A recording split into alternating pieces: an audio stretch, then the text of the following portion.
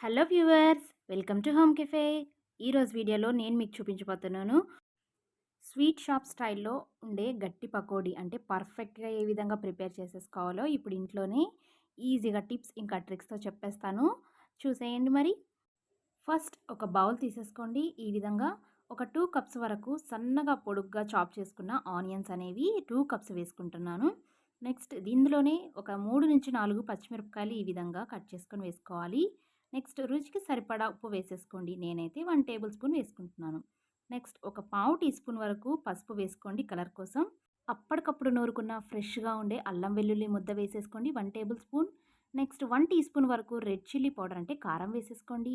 Next కొంచెం లైట్‌గా ధనియాల పొడి యాడ్ చేయండి. ఫ్లేవర్ బావుంటుంది. నెక్స్ట్ కరివేపాకు ఆకులు మన ఇష్టం. రుచికి సరిపడా ఇంకా టేస్ట్ హైలైట్ ఉండడం కోసం, ఇంకా లుక్ ఇంకా బెటర్‌గా ఉండడం కోసం ఎన్నైనా తీసుకోవచ్చు.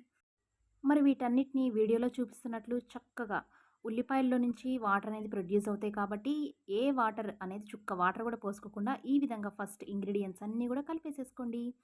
నెక్స్ట్ కలిపేసుకున్న తర్వాత ఇందులో మన మెయిన్ ఇంగ్రీడియంట్స్ వచ్చేసి శనగపిండి. 2 కప్స్ ఆనియన్స్కి ఒక 1 కప్ వరకు శనగపిండి పడుతుంది. ఒక హాఫ్ కప్ లేదా పావు కప్ వరకు బియ్యం పిండి వేసుకోండి. వీటన్నిటిని కలుపుకోవడానికి మనం కొంచెం వాటర్, మరీ ఎక్కువ కాదు, జస్ట్ అలా టీ గ్లాస్లో ఒక పావు గ్లాస్ వరకు వేసుకుంటే సరిపోతుంది. మనం ఈ విధంగా హాఫ్ కప్ వరకు బియ్యం పిండి కనుక వేసుకున్నట్లయితే మనకి పర్ఫెక్ట్గా స్వీట్ షాప్ స్టైల్లో లాగా క్రంచీగా క్రిస్పీగా ఉండే గట్టి పకోడీ అనేది చాలా బాగా వస్తుంది. ఓకే, చూడండి. వాటర్ అనేది లిటిల్ బిట్గా మనం తీసుకొని ఈ విధంగా గట్టిగా ఉండేలాగా కలిపేసుకోవాలి. లూజ్గా కలుపుకూడదు.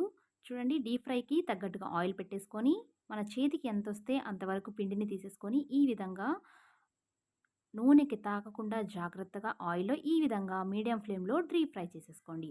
గుర్తుపెట్టుకోండి, మీడియం ఫ్లేమ్‌లో మాత్రమే డీప్ ఫ్రై చేసేసుకోండి. ఎందుకంటే లోపల ఉండే ఆనియన్స్ అనేవి మనం మెత్తగా ఉండకూడదు. కాబట్టి ఈ విధంగా ఉండేటట్టుగా డీప్ ఫ్రై చేసేసుకొని కలర్ చేంజ్ అయిన తర్వాత మనం ఒక టిష్యూ పేపర్ తీసుకొని బౌల్‌లో వేసేసుకుందాం. అంతే, ఎంతో క్రిస్పీగా క్రంచీగా ఉండే పకోడీలు రెడీ అయిపోయినాయి. అదే విధంగా నేను ఇంకొకసారి మీకు వేసి చూపించాలనుకుంటున్నాను కాబట్టి వేసేస్తున్నాను. ఈ విధంగా అన్నీ వేసేసుకున్న తర్వాత సెకండ్ టైం కూడా చూడండి ఎంత క్రంచీగా వచ్చేసాయి కదా. సో దీన్ని పక్కన సర్వింగ్ బౌల్‌లోకి తీసేసుకుందాం. సో ఈ విధంగా టిష్యూ పేపర్ పెట్టుకున్నట్టయితే ఆయిల్ మొత్తం ఫ్రీగా అందులో టిష్యూ పేపర్ కంటేసి మనకి ఆయిల్లెస్ పకోడీ అనేది రెడీ అయిపోయినట్టే. ఎంతో ఈజీగా క్రంచీగా క్రిస్పీగా ఉండే స్వీట్ షాప్ స్టైల్లో లాగా గట్టి పకోడీ అనేది రెడీ అయిపోయింది కదా. చూడటానికైతే చాలా చక్కగా ఉంది. నోరూరిపోతుంది, తినాలనిపిస్తుంది. కాబట్టి మీరు కూడా మీ ఇంట్లో తప్పకుండా ట్రై చేయండి. పిల్లలు స్నాక్స్ టైంలో కానీ, లేకపోతే స్కూల్ నుంచి వచ్చినప్పుడు కానీ, ఈవినింగ్ టైం పాస్‌కి ఈ విధంగా తిన్నట్టయితే మీ ఈవినింగ్ స్నాక్స్ షెడ్యూల్ అనేది ఫిల్అప్ అయిపోతుంది. సో దీన్ని సాస్‌తో తింటే ఇంకా చాలా బాగుంటుంది. ఒకసారి తప్పకుండా ట్రై చేయండి. వీడియో నచ్చినట్లయితే లైక్ చేయండి, షేర్ చేయండి. ఇంకా నా ఛానల్‌ని సబ్స్క్రైబ్ చేసుకోండి.